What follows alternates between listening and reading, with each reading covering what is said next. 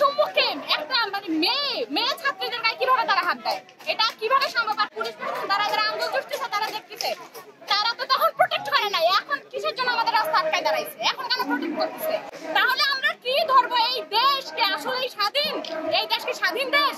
বাংলাদেশে ছাত্রলীগের সভাপতি যে দেখে দিবে বলছে, সে হতে পারে সরকারের পালিত চামচা, বাট আমরা না। আমরা কি আসলে স্বাধীন বাংলাদেশে বসবাস করছি? ৭১ সালে কি আসলেই দেশ স্বাধীন হয়েছিল, না এখন আবার নতুন করে দেশ স্বাধীন করতে হবে? কোনটা? এটাই হচ্ছে আমাদের পক্ষ থেকে প্রশ্ন। প্রশাসন আসলে কি করতেছে?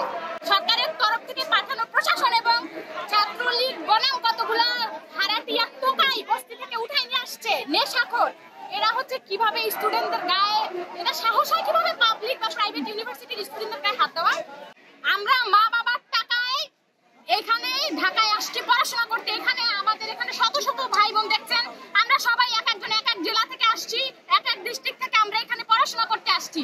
তো ওই আওয়ামী লীগ নামক যে হচ্ছে সরকারের পালিত যে সন্ত্রাসীগুলা, তারা কি করবে ওটা আমরাও দেখে নেব। যতক্ষণ না আমরা সুষ্ঠু বিচার পাই, তারা কেন স্টুডেন্টদের গায়ে এভাবে টোকাই ভাড়া করে হাত দিল, এটা যতক্ষণ আমরা সুষ্ঠু বিচার না পাবো আমরা রাজপথ ত্যাগ করবো না, আমরা রাজপথে থাকবো।